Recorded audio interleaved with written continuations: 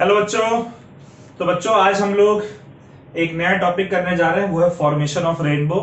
छोटा सा टॉपिक है, आसान सा टॉपिक है, इसीलिए इसको आराम समझिएगा, अच्छे समझ में आएगा। अभी तक देखिए हमने प्रिज्म के बारे में जिक्र किया था पिछले लेक्चर में। आई होप आपने वो लेक्चर देखा है। तो प्रिज्म पर हमने दो टॉपिक्स बनाए हैं, एक refraction of light through prism, कि लाइट को जब हम पास करते हैं किस तरीके से लाइट का रिफ्रैक्शन होता है। एक dispersion of light through prism, white light को जब भेजते हैं तब वो 7 कलर्स में स्प्लिट हो जाता है, जिसको हम डिस्पर्जन कहते हैं। वहां पर मैंने को बताया था कि अगर कभी भी एक व्हाइट लाइट 7 कलर्स में स्प्लिट हो जाए तो ये जो स्प्लिटिंग है व्हाइट लाइट का इनटू 7 कलर्स, इसको हम लोग डिस्पर्जन कहते हैं। और यहां पर भी बेसिकली रेनबो के फॉर्मेशन में डिस्पर्जन ही होते हैं। जो व्हाइट लाइट सन से आपकी आ रही है वो व्हाइट लाइट 7 कलर्स में स्प्लिट हो जाती है। तो मैं एक बार फिर से डिस्पर्जन का डेफिनेशन लिख दे रहा हूं।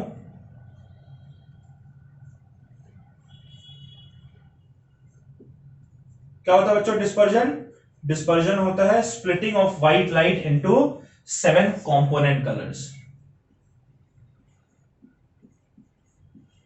Splitting of white light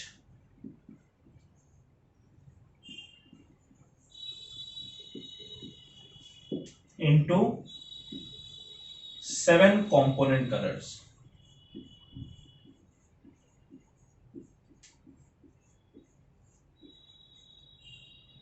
right? क्या बच्चों डिस्पर्जन क्या है? Splitting of white light into 7 component colours, इसी को हम लोग डिस्पर्जन कहते हैं।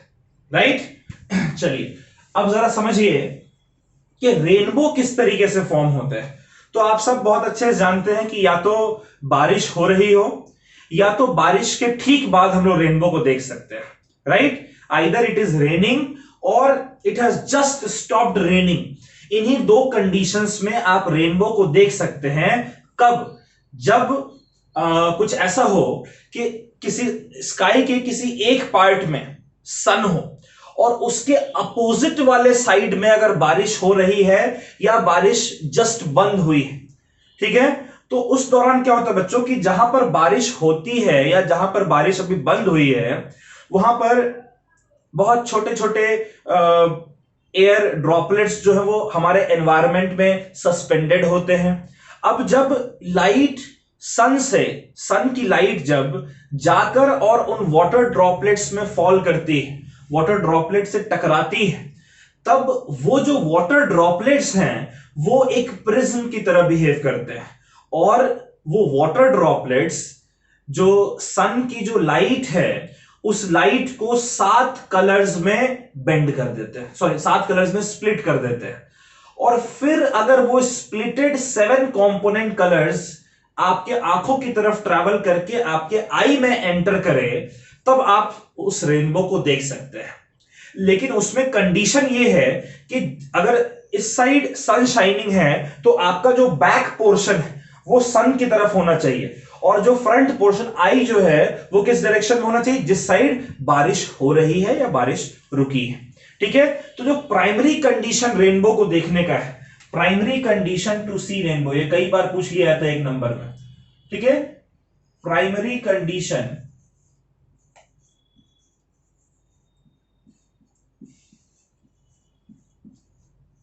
To see a rainbow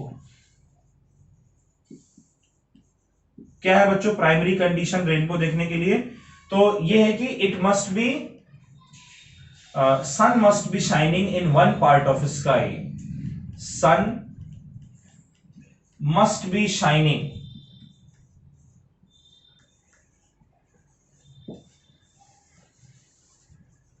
in one part of sky।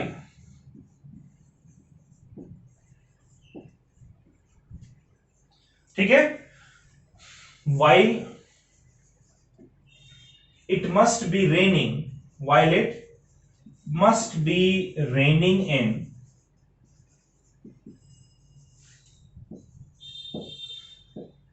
other part of sky या फिर opposite part of sky।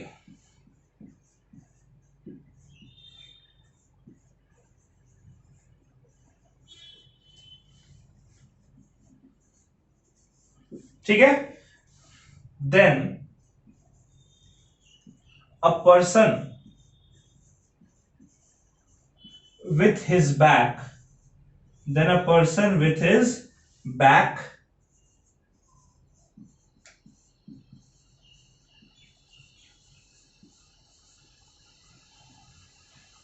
facing towards sun, with his back facing towards sun, can possibly see a rainbow. यानी जरूरी नहीं कि दिखी जाए, can possibly see a rainbow. Right, समझ रहे हैं इस बात को? प्राइमरी कंडीशन क्या है रेनबो देखने का, कि सन जो है वो स्काई में किसी एक पार्ट में एक तरफ शाइन कर रहा हो और उसके ऑपोजिट साइड में या तो रेन बारिश हो रही है या बारिश जस्ट रुकी, ठीक है? तो उस केस में क्या होता है कि जो वाटर ड्रॉपलेट्स हैं वो आपके एनवायरनमेंट में सस्पेंडेड होते हैं, वो वाटर ड्रॉपलेट प्रिज्म की तरह एक्ट करते हैं। तब अगर एक इंसान अपने बैक को सन की तरफ फेस कर रहा है तो जाहिर सी बात है जो उसका फ्रंट है, जो आई है, वो जिस साइड रेनिंग है उस साइड फेस कर, तब वो इंसान पॉसिबली रेनबो देख सकता है। इसमें एक चीज नोट करने वाली बात है कि जो वाटर ड्रॉपलेट सस्पेंडेड होते हैं, water droplet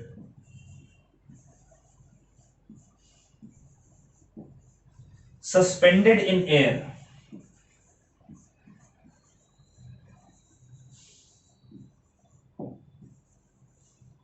acts as a prism, acts as a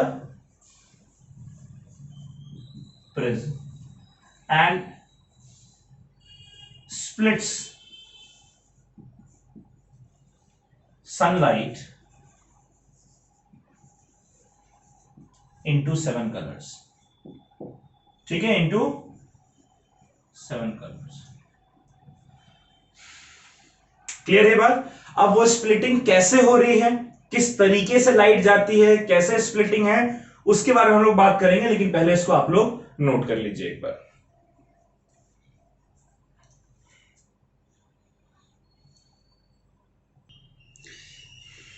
ठीक है बच्चों, तो आप समझिए कि सपोज करिए कि इस साइड सन है, ठीक है, इस तरीके से।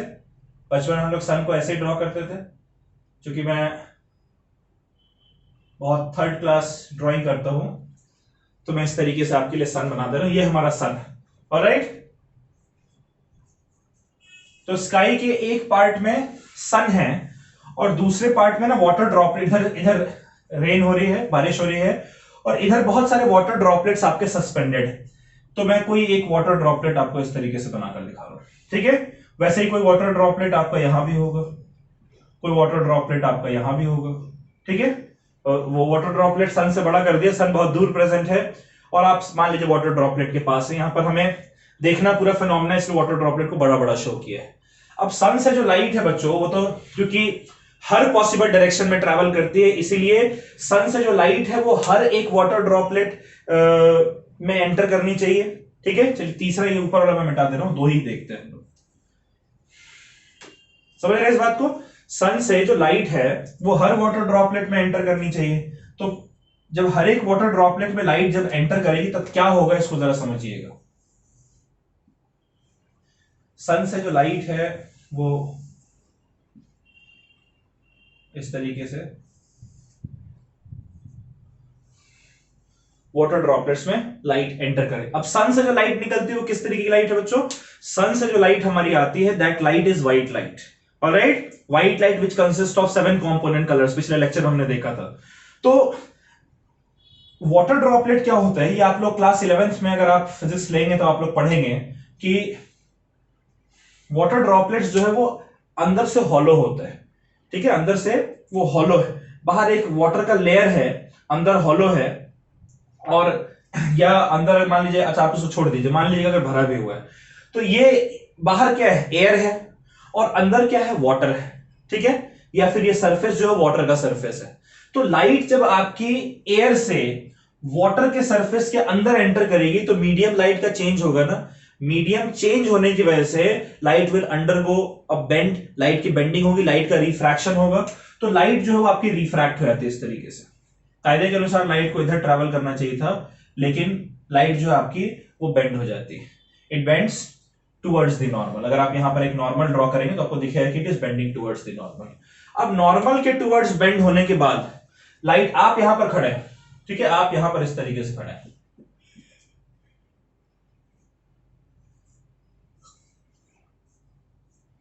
ठीक है, आप खड़े हैं यहां पर।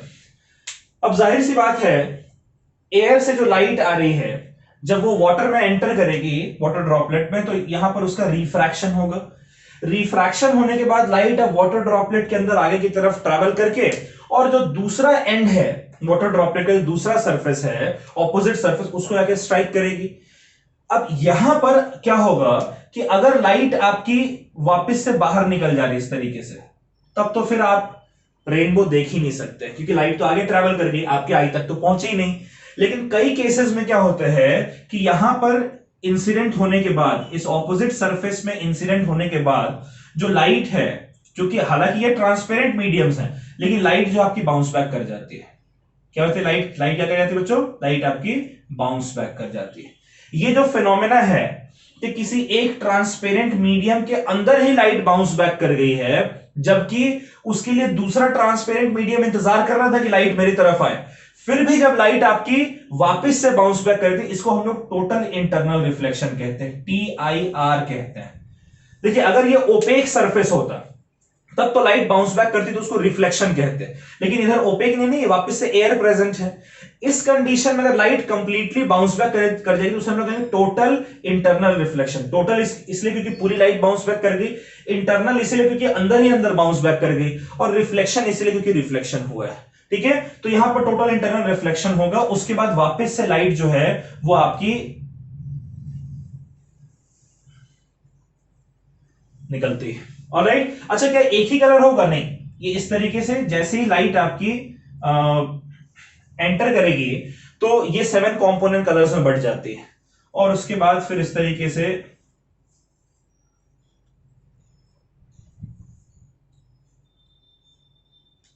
समझ रहे हैं इस बात को? तो जरूरी नहीं कि एक ही वाटर ड्रॉपलेट से सारी लाइट्स जो हैं वो आप तक पहुंच जाए। हो सकता है इसकी वजह से लाइट आपके ऊपर से पहुंच गई। उसी तरीके से यहां पर क्या होगा, लाइट का फिर से TIR होगा, अलग अलग कलर्स जो है वो अलग अलग स्प्लिट हो जाएंगे, यहां पर TIR हो जाएगा,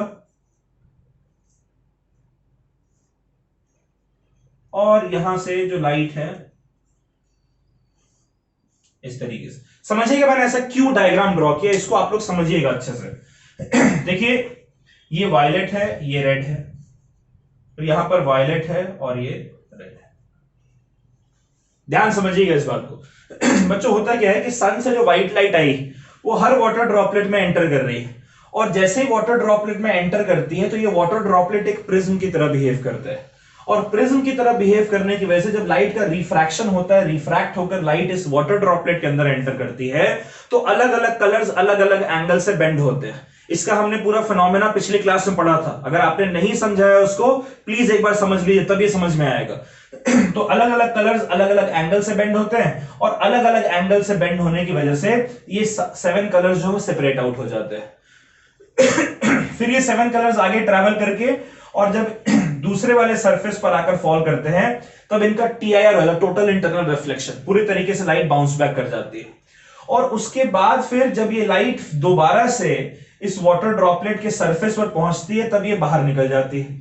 अब बाहर निकलने की वजह से क्या होता है कि ये 7 कलर जो है वो आपकी दिशा में ट्रैवल कर रहे हैं, यहां से भी 7 कलर जो है आपकी तरफ ट्रैवल कर रहे हैं। लेकिन अब जरूरी तो नहीं कि इस एक वाटर ड्रॉपलेट से जो सारे 7 कलर्स है वो आपके आई में पहुंच ही जाए, या इस वाटर ड्रॉपलेट से सारे 7 कलर्स आपके आई में पहुंच जाए। इस तरीके से जितने भी वाटर ड्रॉपलेट्स हैं उन सारे वाटर ड्रॉपलेट्स में से कोई भी ऐसा वाटर ड्रॉपलेट आपको नहीं मिलेगा जिससे सारे कलर्स आपके आई में पहुंच जाए।